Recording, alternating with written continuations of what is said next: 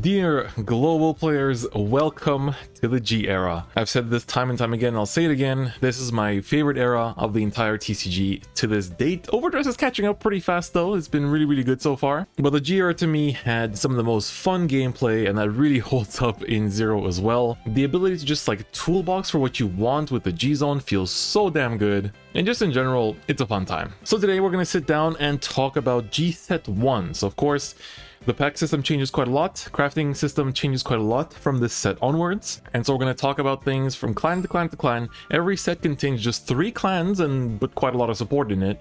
And there's already some, a certain card in this set that has been nerfed that we're going to have to talk about that as well. Another really nice change when we get into the G series, outside of this amazing background music that you're hearing, is that now you can actually filter through the clans and the sets very efficiently in this menu. Just look at this real quick. Look at this. You can select Vanguard G, select the set, you can select your Generation Stride, and boom, there you go. You just get that whole set, and then you can filter through by the clans. Isn't that great? Fantastic. But of course, we also want to see the promos and whatnot, so just showing the set is not enough. Alright, so let's get it. So, in the set breakdown, we're going to go clan by clan by clan, and on top of that, we're also going to be talking about the GRs in particular and how many copies of them you need now, or might want to have now, and how many are going to be necessary in the long term. So right now, there are some that you might want 4 times, but in the future, some of them you'll need 2 times or maybe even 0. So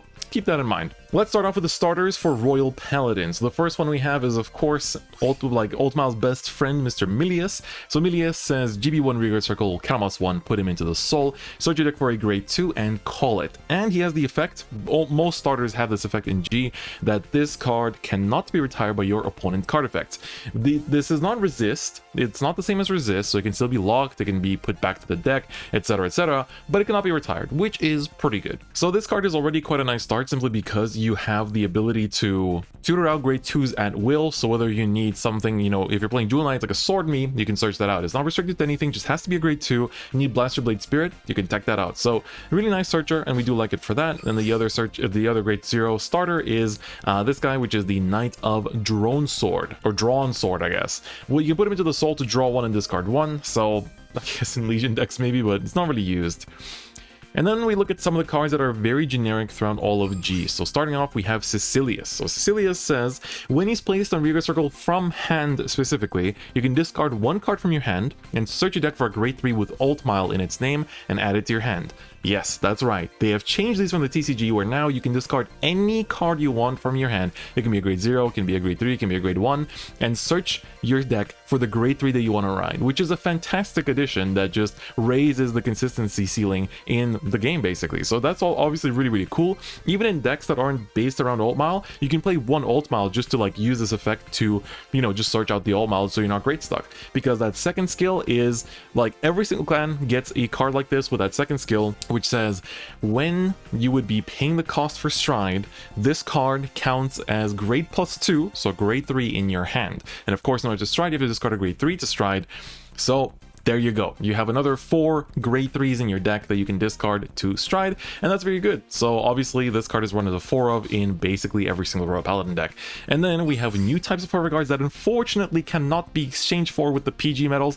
I don't know why, it doesn't make sense, but Game Studio is Game Studio and they decide to do things like that. So this is a Sentinel, which of course you can only have 4 of in a deck, and it says in your hand when your Vanguard would get hit, if you would lose if you do not guard, this activates as a perfect guard. And then if you have a copy of her, so a Holy Knight Guardian in your drop zone, you countercharge 1. So if you, let's say, PG'd once and there's 1 in your drop zone, obviously that doesn't activate it, but when you PG the second time, it checks for the 1 in the drop zone and then gives you the countercharge, which is really cool. Every clan has generic countercharge, which is really sick. Moving on, we have the Peer. So there's the GB1 once per turn. When your grade 2 rearguard is placed, if your Vanguard is a grade 3 or higher Ultmile, for that turn, all of the rearguards in the same column as this unit gain +2k power. So it's once per turn, sadly. I think this wasn't once per turn in the TCG, but it's pretty nice to still make your like 14 into 16 and be able to swing, over the defensives and things like that. So here's an okay card. We have new 8k vanillas. They don't have anything new, they're just 8k vanillas and that's about it.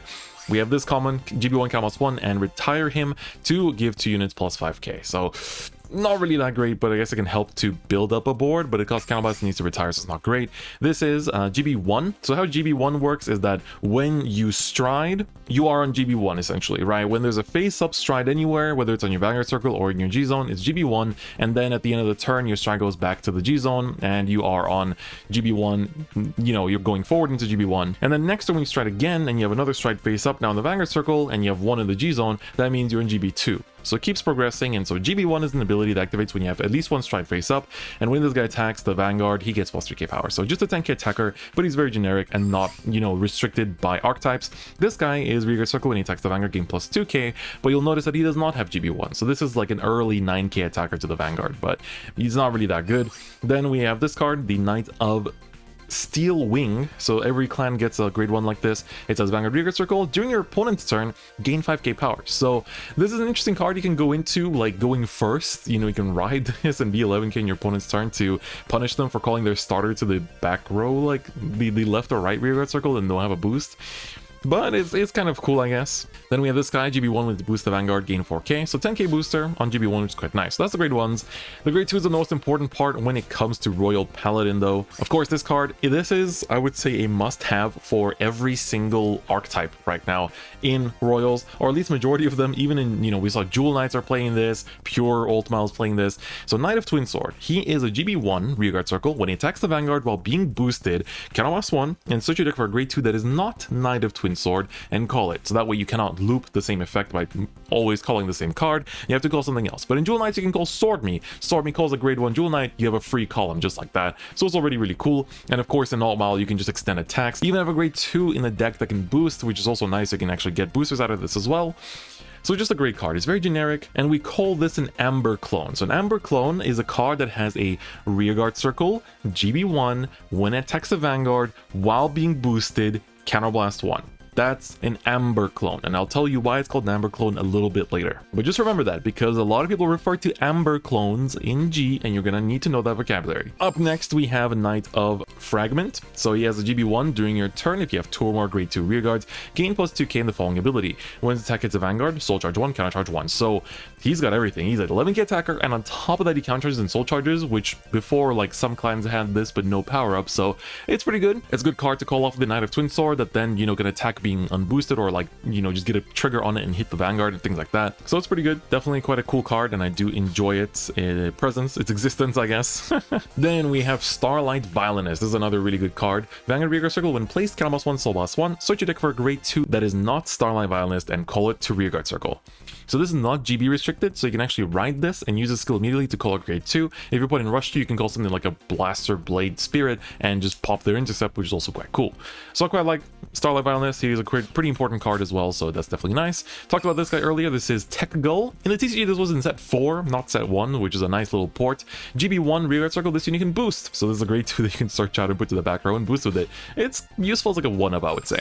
Then we have this guy who says during your opponent's turn, gain 5k. There's a grade 2 version of these as well, so if you want to run it and be a bit defensive on Rearguard Circle, it's kind of cool, but it's only on Rearguard Circle. We have the 10k Vanilla, which is the Livaro. He becomes very good in the V series, but for the time being, it's just the 10k Vanilla. Actually becomes better in G2. He gets a retrain.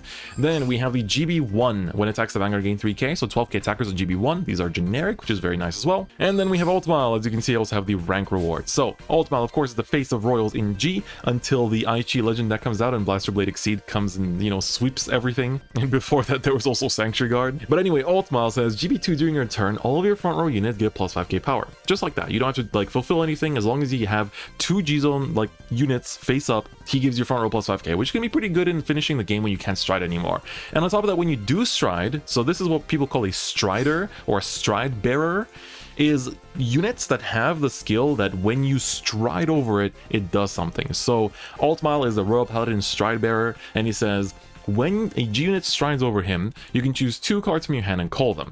Then for that turn, choose 2 of your units and give them plus 5k each. And then choose a grade 2 from your drop zone and put it to the bottom of your deck. That's a really nice skill because you basically get to power up your board and you get to like trigger any like on place from hand effects if you have any. And on top of that, you also get to recycle your grade 2s because the deck is like aggressively calling grade 2s all the time. And of course, they're going to get retired eventually, you know, by your opponent just attacking into them. So you want to tuck those under the deck with Ultimile skill. And every single stride bearer Bear has this effect as well, which is Vanguard Circle when placed, gain 3k for that turn. So even if you're going first, you can still aggress a little bit, which is a nice little addition, I would say. Some other cards, we have Knight of Great Spear. So GB1 Vanguard Circle, count 2, and 2 units get plus 5k, so not really that good. But when placed on Vanguard Circle, you can count +1, soul +1, and search your deck for a Knight of Great Spear and call it. So he calls stuff out, but that of course thins your deck off of a trigger, which is not too great. Then we have Knight of Sincerity. So he has a Vanguard Circle skill, GB1, when the attack hits a Vanguard, count +1, and search your deck for a Great 2 and call it. So it's like a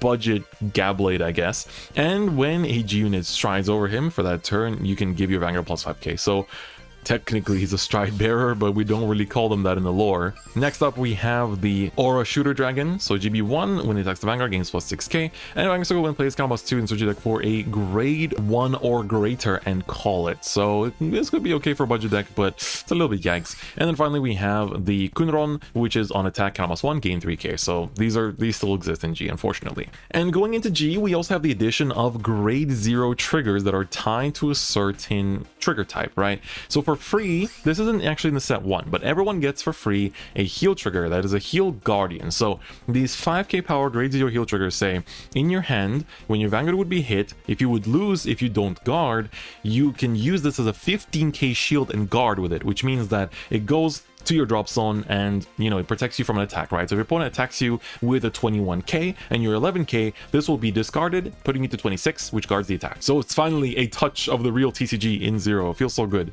And it says that if you would require to guard with more than one of these at a time. So let's say your opponent's attacking you with like 31, right? 31 breaks over the 26. So if they would need more than one of them, your hand will prioritize a PG. So it'll instead discard a Perfect Guard instead of this. But of course, if you don't have a Perfect Guard in hand and you need to guard with more than one of these, the game will also check 2 of them. So you'll basically guard with 30k shield to survive that attack. So heal guards are just an amazing addition to the game. Every deck should run them, in my opinion, because it's 4 more cards you can guard with, which means 4 more turns you can potentially survive on. So that's pretty good. Or not turns, with battles, I guess. But what is in the set is the critical trigger and the stand trigger. So the critical trigger is also a generic type of card that every single stride bearer gets in the game right now. So this is the critical for Alt Mile, and he says that when your Vanguard attacks on Rearguard Circle, if it's a grade 3 or greater Alt Mile, you can put this into the soul, draw 1 card, and for that battle your Vanguard gets plus 5k power. And then it says in the trigger zone, if you get this in a damage check, you can draw 1. So it's a critical trigger on offense, the draw trigger on defense, and on top of that you can use it as a rear guard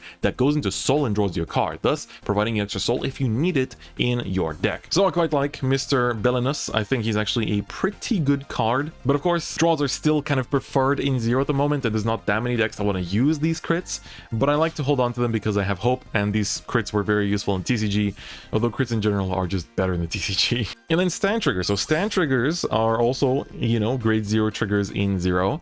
This one says GB1 Rearguard Circle when placed, you can put this back into your deck and then choose 2 of your units, and for that turn give them plus 3k power. So this starts the trend of, you know, stand triggers that go back to the deck that have good effects. Like this effect is kind of mid, but there's going to be some pretty damn amazing ones very soon. But it's pretty nice, goes back to deck, you know, puts triggers back into your deck, is always nice, and the power is also pretty welcome.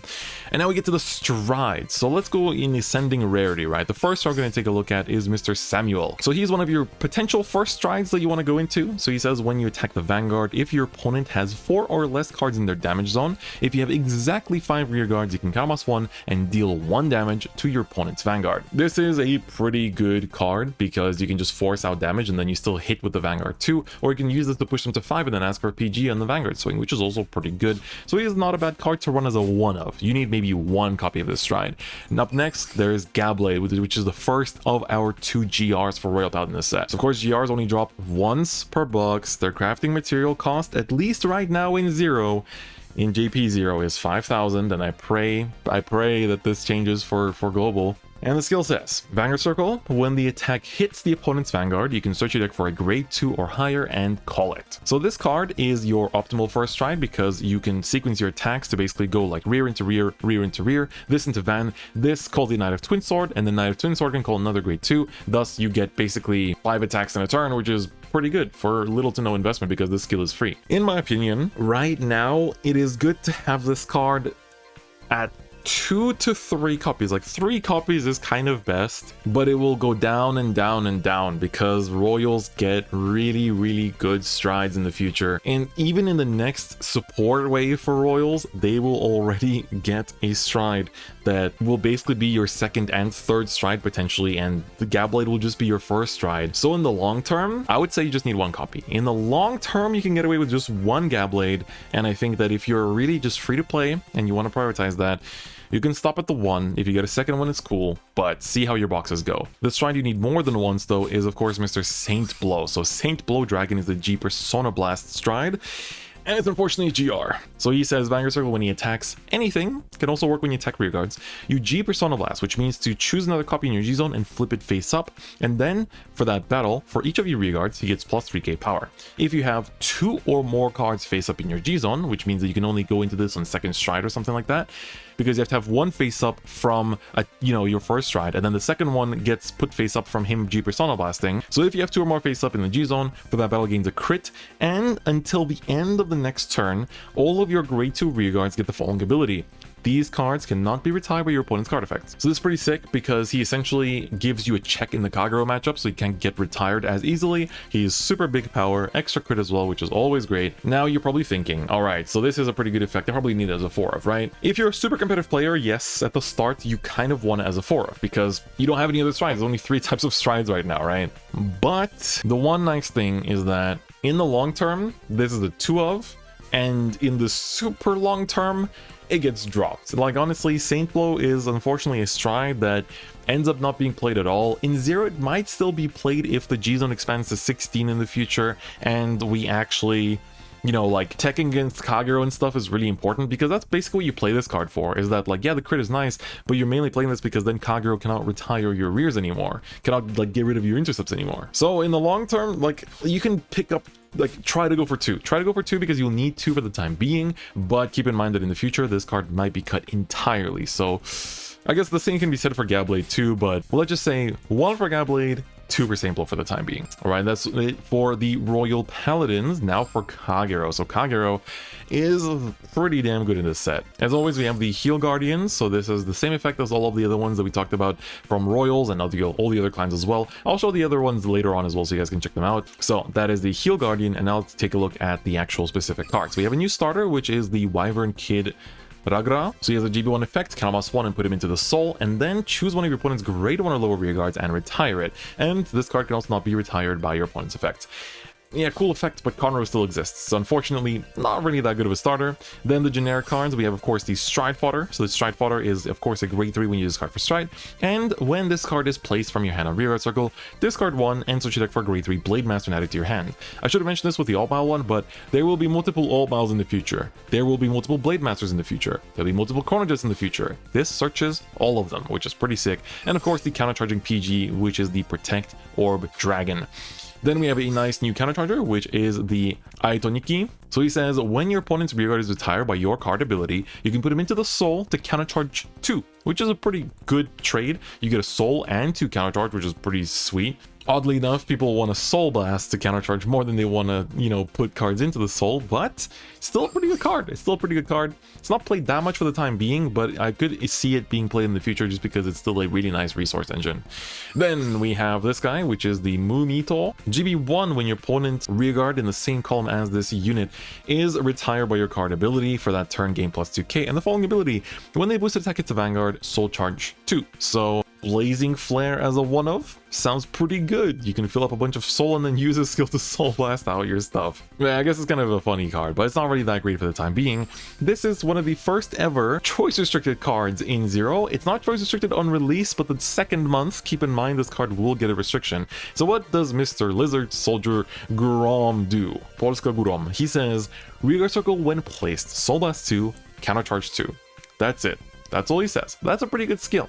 The other great thing is that there's a certain deck in this set called the Cross that legions with the end, and you re-ride the Cross every single turn and use a skill to Soul Blast out the Cross in the end every turn to legion them back, and it's not a really fun deck to play against and therefore got nerfed. So just for next month's sake, I'll also read out the choice restrictions. So in rank fights, this card has a choice restriction with Dragonic Overlord the End, which means that you cannot play a rank fight with a deck that has both Grom and the End in it. That's right. You can play Perditions. You can play Perditions if you want to recycle Legions, but not the Cross. Still a good card though, still a good card, so definitely worth looking at, but it was mostly played to fuel your Legion stuff. Then we have the AK Vanilla, so this is the Gyaran. Yeah, Gyaran. He becomes a good card in the V series. Then we have Dragon Knight Moniref. He's the 10k attacker on GB1, which is also okay. This is the 10k booster on GB1 when it boosts the Vanguard. And then this card is pretty good. This is the Dragon Monk Gyokuryu. So he says, when your opponent's Vanguard is attacked by your card ability, for that turn gains plus 5k power. This is not GB1, so this actually works even in the early game, which is pretty sick. Like, you can use Neoflame to burn back rows and then make like a super powerful column on the side. It's pretty good. It's pretty good. This card is played in the Cross after the nerfs because you need a way to Soul Blast out your The Ends so you could keep legioning them back. He says GB1, at the end of your turn, if this unit is resting, you can Soul Blast 1 and bounce him back to your hand. So you might not be too impressed, right? 6k power, and you go Soul Blast, just go back to my hand, there's no guarding in 0, why would I need this in my hand? Well, you just want it because you can Soul Blast out the end, and it's a good way to do that. So yeah, that's it. Moving on to grade 2s, we have Mr. Twilight Arrow Dragon. He's a GB1 when he attacks the Vanguard. When being boosted, you can count +1, choose the opponent's Great Sword Low Rearguard and retire it. Again, this is an Amber clone, but this is not very good in 0 because, of course, in order to attack the Vanguard, your opponent has to have no front row. And so you're not really retiring any intercepts with this because you have to attack the Vanguard, which is why he is a rare and not a double rare like he was in the TCG. Then we have this guy who gains plus 5k power on your opponent's turn. He looks like one of those like season, like actual Vanguard Season 1 cards, like Tejas, like almost that kind of art style. Then we have this guy, which is GB1 when its attack hits a Vanguard, count +1 and retire him to choose two of your opponent's rearguards and retire them. It's okay, it has to hit the Vanguard, so gonna be just killing back rows, so it's not really that good. Then we have Mr. Doha, which is the 10k vanilla as well. We have the GB1 12k attacker if you are attacking the Vanguard, which is also good. Then we have this guy who says when your opponent's rearguard is retired by your card's ability, you can count +2 and choose another one of your opponent's rearguards and retire it. So he like chain retires, but CB2 is kind of expensive. Berserk Dragon can do that too. Then we have this guy, which is the Dragon Knight Tannas. So GB1, when your opponent's rearguard is retired by your card effect, for that turn he gains plus 5k power, which is not once per turn. So he can be kind of beefy. I used to play him in a Blade Master, but I've cut him ever since. But he's an okay card. You can definitely mess around with him to make some beefy columns. Ooh, we get to the grade 3s, but let's do these in reverse order. First, we have this guy, GB1, when your opponent rearguard in the same column as this unit is retired by your card ability, for that turn gain 5k power. It's okay, it's not once per turn, but it's limited to that column. And then we have this guy, which is the double Perish Dragon. GB1 Vanguard Circle CB2 and choose an opponent's rearguard and retire it. So it's basically a Berserk Dragon, we have to sacrifice Stride for that. And when you place him on Vanguard Circle, count +1, Soul Blast 1, choose opponent's grade 1 or lower rearguard and retire it. So not really that good. Not sure why they made him a double rare because he's definitely not that great. And then we have the Stride Bearer for Kagero, which is of course Dragonic Blade Master. For TCG players, Dragonic Blade Master might be a little bit of a PTSD due to what he did to the premium format until quite recently. But anyway, GB2, during your turn, if you have more rearguards than your opponent, gain plus 5k in a crit. That's not hard to do for Kagero, so even if you can't Stride, you can still threaten them with a crit, which is pretty sick. Just keep in mind it's a lower power level, so heal guards could take him out. And then when you Stride, you can count +1 and choose an opponent's rearguard and retire it. And when he's placed on the Vanguard Circle during that turn, he gets plus 3k power. So it's a pretty good Stride Bearer because it's just CB1 pop intercepts, right? Your opponent will never have more than one intercept for you to take care of, and your Strides will usually take care of that last one, which is kind of the nice thing of Blade Master. He's simple, but he's good. And that's the nice thing for Kagero right now after the nerfs to the Cross. Speaking of the Cross, let's talk about it, right? So I'll talk about the unnerfed version and then we'll talk about the nerfed version afterwards. So for the record, you guys will not have the nerfed version for the time being in 0, most likely. So what he says is he legions with Dragonic Overlord the End. And as you guys know, when you legion with a grade 3, you also use that grade 3's Vanguard Circle skills, which means that you can use the End's effect while being legion to him. And then he says, when you legion, you can search your deck for a card with the same name as one of your Vanguards and add it to your hand, which means that you can immediately search out another copy of the End and have it ready for the Persona Blast to restand your Vanguard. And of course, it will restand the entire Legion, so the whole 22k Legion. And then it says, at the end of the battle this unit attacked, if the attack did not hit, Counterblast 1 and Persona Blast. You can also discard the cross for this and choose 2 of your opponent's rear guards and retire them. You don't really use this effect much because you want to keep the crosses in your hand to re-ride, Soul Blast out the cross in the end, and then just basically be able to re-legion again. So if you do search the cross with that first effect, you just keep it in hand for the next ride turn. But of course, there was a nerf to this card, and the nerfed version says, when you legion, discard 1 and then search for cards same name as one of your vanguards. So it's not a +1 anymore. It's a, you know, it's a break even, but if you use the end skill, it will turn into a plus, so that's always nice. I think it's a necessary nerf, but the deck is still insane. Like, the deck was still super well represented at the Zero Championship even after the nerfs. It just takes a bit more effort to play the deck now. Like, it's not autopilot anymore the way it used to be, which is pretty cool. Then the triggers, we have the Blade Master Critical. So this guy is when your Vanguard attacks, if he's on Rearguard Circle, if it's a grade 3 or greater Blade Master, put him into the soul and draw 1, and for that battle, give your Vanguard plus 5k. And in the trigger zone, when it's damage checked, you get to draw 1. So same effect as always, nothing too new there. Then this time trigger was actually played in the TCG still to this day. He says GB1 Rearguard Circle. When your opponent's rearguard is retired by your card ability, you can put him back into your deck, and then for that turn, give a unit plus 10,000 power. This isn't too bad just to break over defensives, but of course you're running a stand trigger, so there's less draw triggers, which for a deck that doesn't really have much like of its own advantage, it just kills your opponent's board, you need those damn draw triggers. And now for the strides. Of course you have a triple rare stride, which is Mahmoud. Mahmoud says when his attack hits a Vanguard, you can choose an opponent's rearguard and retire it. And once again, this means that you have to have killed the intercepts first in order to retire something, and which is why he's a triple rare, and which is why he is a card that is currently run as a 1-of, could honestly be run as a 0-of, because in 0 he's just not that good. Like, unless your opponent puts up like something really important that they shouldn't have and you want to retire it for free, then he's good, so you run him as a 1-of, but yeah, that's about it. Then one of the GRs is Mr. Mustafa. So this is actually a card from set 3, I believe, so it's nice that it got ported forward. And he says, once per turn, counterblast 1 and flip any G unit in your G zone face up. So it doesn't have to be himself. You can flip up the Mahmoud for this, for example. And then you choose an opponent's rearguard and retire it. And then for that turn, for each of your face up Mustafas, there's a catch, in your G zone, you choose one of your units and give it the following ability. Vanguard Rearguard Circle, when the attack hits a Vanguard, countercharge 1. So basically, this is your best first stride because you want to just go into this, counterblast 1, flip another copy of himself, pop the other opponent's, you know, like intercept, and then give something the countercharge skill to make back that counterblast you paid. You can even then go into him the next stride, counterblast 1, and flip face up a Mahmoud, for example, and then you have 2 face-up Mustafas, so you can give 2 units the countercharge skill. Luckily, the countercharge skill is not as important as the retire skill in my opinion, so what you can do is just have one of this guy, and you're good just to use him as a first stride, flip anything for his effect, you know, for the cost. You get to retire 1, you don't get the countercharge, but if you're free to play, that's okay. In the long run, I think, I don't know, like right now, if you're a competitive top player, you will want 3 copies, but if you are not, then I feel like you can get away with 1 for the time being. And honestly, the thing is, this will be cut in the future because there's some really amazing strides that will come out. But Kagero's support waves are pretty few and far between, and because of that, you don't really like get access to other strides for quite a while. So for the time being, I would say like pick up at least 1 and you'll be good for at least the time being. So that's kind of my recommendation here. Then moving on, we have the Root Flare Dragon, which is the other GR stride. And this one, unfortunately, right now, if you're a competitive player, you'll want as a 4-of. And if you're not, you'll also want this as a 2-of. His effect is GB2, which means you have to have 2 face-up cards, 2 face-up units between your Vanguard Circle and your G-Zone. So this has to be 2nd Struden or 3rd.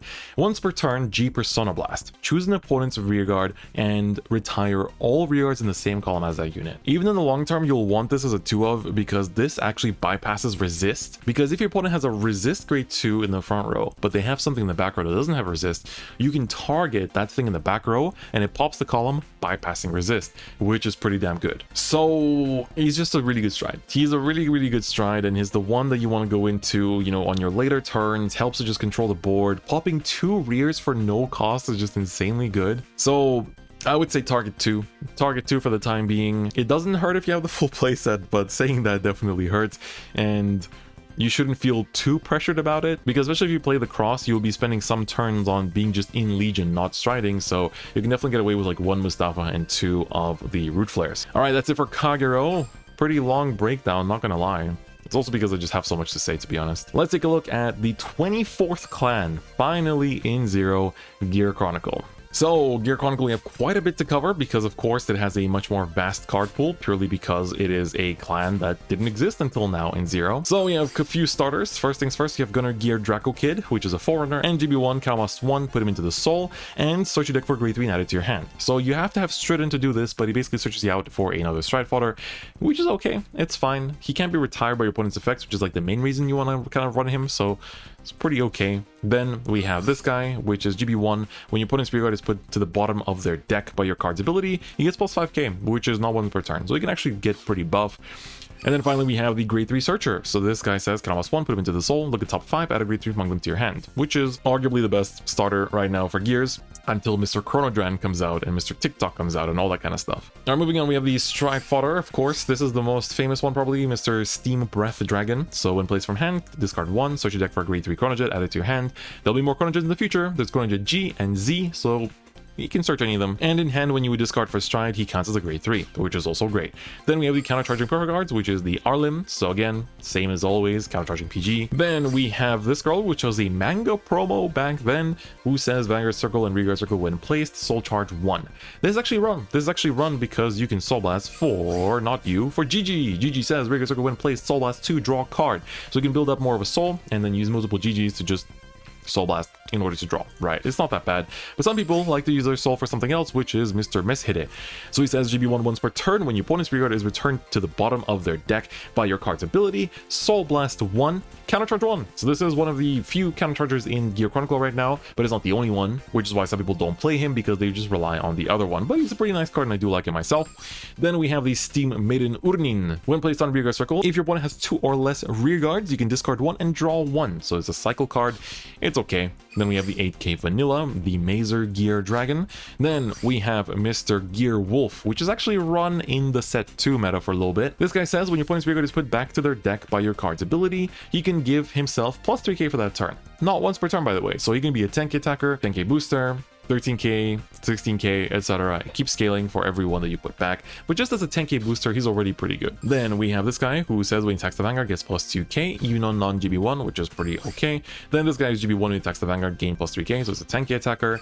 Then we have this guy who says during your opponent's turn, gains plus 5k power. It's fine, it's fine. We have this guy who is a 10k booster when he boosts the Vanguard on GB1.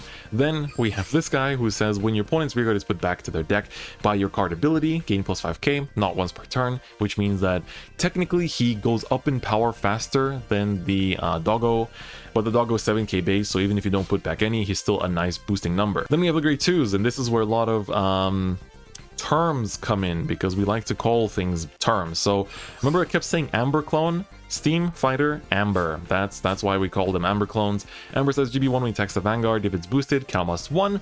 Choose opponent's grade 2 or lower rearguard and put it back to their deck. So again, same logic as the Kagero one. Not that good because you have to clear intercepts before attacking the opponent's Vanguard. Simple as that. Let's go on in order. We have another keyword, which is Glimmer Breath Dragon, and we call certain cards Glimmer clones. So the only Glimmer clone so far in Zero is Glimmer Breath himself, but every Stride Bearer will get a Glimmer clone in the future. So what does he do? GB1 Rearguard Circle when placed, if your Vanguard is a grade 3 or higher Chronojet, +1, Soul Blast 1, choose an opponent's rearguard, put it to the bottom of the deck, and for that turn this unit gains plus 2k power. So what makes a Glimmer clone if you yourself wish to become a Glimmer clone? Well, it's pretty simple. Rearguard Circle, GB1, when placed, if Vanguard is grade 3 or greater, that certain archetype, +1, Soul Blast 1, and then do something for an effect, and then for that turn gain 2k. They all share these 6 traits, and then the effect in between. All of them, every single one. But this card is actually very good. It's a CB1 +1 to like clear an intercept and become an 11k attacker, which means he's hitting unboosted, which is really, really good. So he's a great card. This card, the Ishin, is a resist. It's the only resist in Gear Chronicle, which is really important when playing against clans that have board control, such as Kagero and Narukami. Not Brawlers though, Brawlers can attack into her. But what does she do outside of resist? Well, she says once per turn when your opponent's rearguard is returned to their deck by your card ability, +1, and for that turn gain the following ability. When she attacks the Vanguard on Rearguard Circle, For that battle, your opponent cannot guard with grade 0s, so they can only guard with perfect guards against her, which is pretty good. Like, if your opponent's just like holding onto a bunch of heals in hand and they think they're gonna get away with it, no. So she's definitely quite good. She's a very nice grade 2. Then we have Bellicosity Dragon in Gear Chronicle. Vanguard Vigor Circle, when the attack hits a Vanguard, countercharge 1. This is the other countercharge I talked about. It's good, that's about it. Then we have the Relic Master Dragon. When placed on Vanguard Vigor Circle, counterblast 2, choose the opponent's grade 2 or lower rearguard and put it back to the deck. So this is counterblast 2, but it's not GB1, so technically it gives you early board control, but I personally think it's a bit too expensive. There is one Legion for Gear Chronicle in this set, and the Legion mate is the Puzurli. So Puzurli says when it attacks the Vanguard, Soul Blast 1. For that battle, your opponent cannot guard with grade 0s. Again, if you see that your opponent, has a bunch of grade 0s in their hand, you force LPG like this, or you just win off of it, which is also pretty cool. So even if you don't run the Legion, I like to play him for the time being. Then we have this guy, during your opponent's turn, gain 5k. We have the 10k Vanilla, which is the Smoke Gear Dragon. Oh, he becomes so good in the V series as well. Then we have this guy, when he attacks, if your Vanguard is a G unit, Soul Blast 1 and gain plus 5k power. You would think this card would be already there for all clans, but it's only for Gear Chronicle for the time being. Then we have this guy, which is the GB1 when it attacks the Vanguard plus 3k, so 12k attacker, pretty generic. We have this guy, GB1, when your opponent's rearguard is put to their deck by your card ability for that turn, gain 5k. So again, scaling power is okay, but it's okay, that's all it is. We got quite a few grade 3s to go through, but I want to look through them in, ascending order. So we have this guy, which is the counterblast 1 on attack to gain 3k. This guy, which is a GB1 on Vanguard Circle, is 16k attacker, but when placed on Vanguard Circle, counterblast 2. Choose the opponent's grade 2 or lower rearguard and put it back to the deck. So it's board removal, but it's not great. We have this guy who is also run Vanguard Circle GB1 when it attacks the Vanguard, counterblast 1, and your opponent cannot guard with grade 0s. This is becoming a pattern, isn't it? It's all just the original Tom. Then Vanguard Circle, when placed, counterblast 1, Soul Blast 1, choose the opponent's grade 1 lower rearguard and put it to the bottom of the deck. So he's fine. Some people run him as a backup, but I don't really like it that much myself. Then this guy, GB1 when it attacks the Vanguard and the attack hits, counterblast 1. Choose an opponent's grade 2 or lower rearguard and put it back to their deck. And when G unit strikes over him, give the Vanguard plus 5k.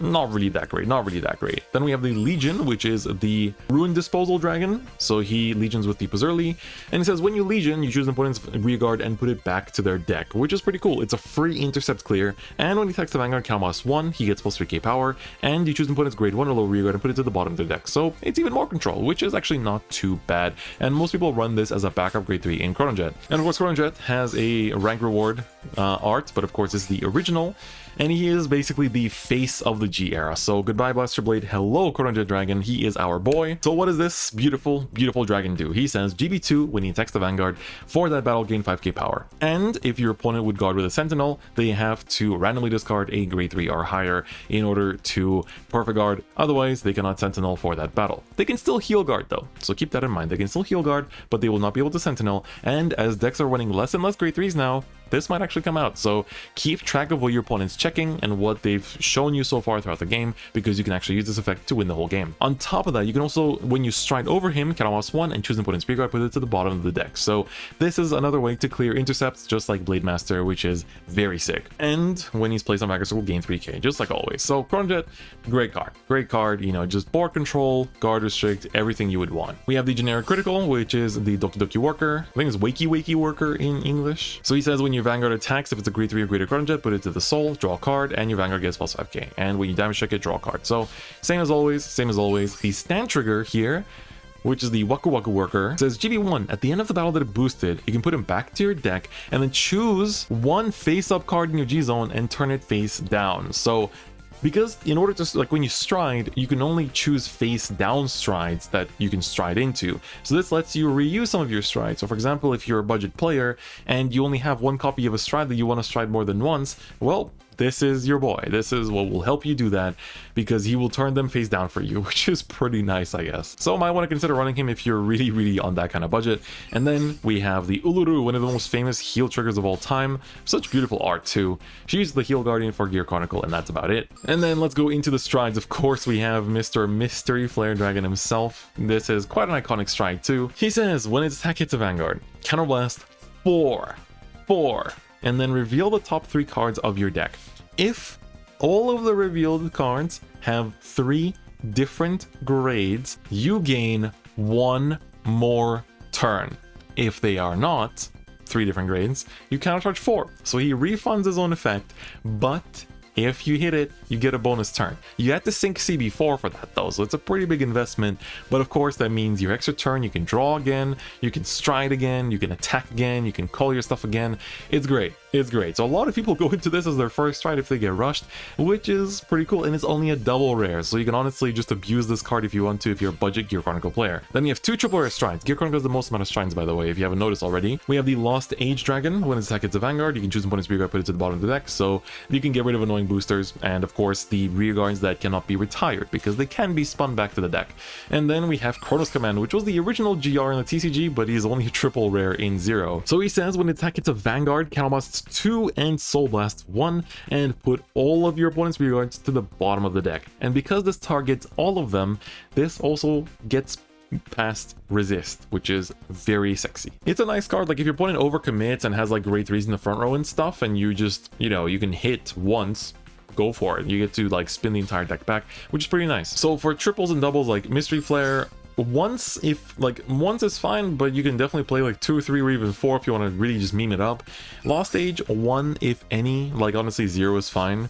Chronos Command, I think 1 is definitely fine to play. Like you want to play a 1 of just because he is a nice stride to like go for the board clear sometimes. Your G-Zone is your toolbox, right? So you want to keep options in your toolbox. But then one of the most common first strides that you can run as a 1 of is the Fate Rider Dragon. So he says once per turn, for no cost, you can choose one of your rearguards and put it to the bottom of your deck.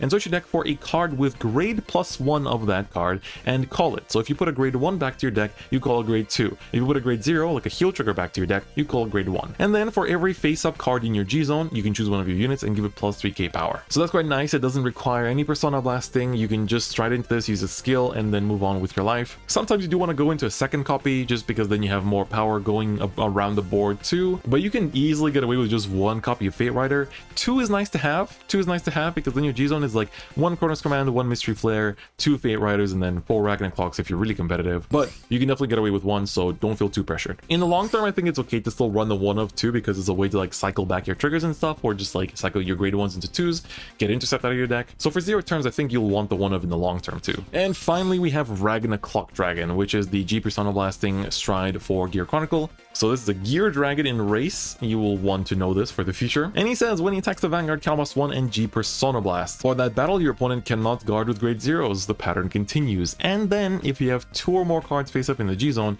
he gets a crit and puts one of your opponent's rearguards to the bottom of their deck. So this won't target any intercepts because you have to attack into them first. But of course, this is a really nice second stride, right? Even on first stride, you can attack with the guard restrict, but you don't really want to do that. Second stride is great because you get guard restrict, you get a bonus crit, you get to control the board. It's a really good stride. It has a lot of things going for it. Generally speaking, you want to target 2. If you're a competitive player playing in tournaments right now this month, then you'll probably want 4. But if you can go for 2 copies, I think you're good because this will definitely be reduced to 2.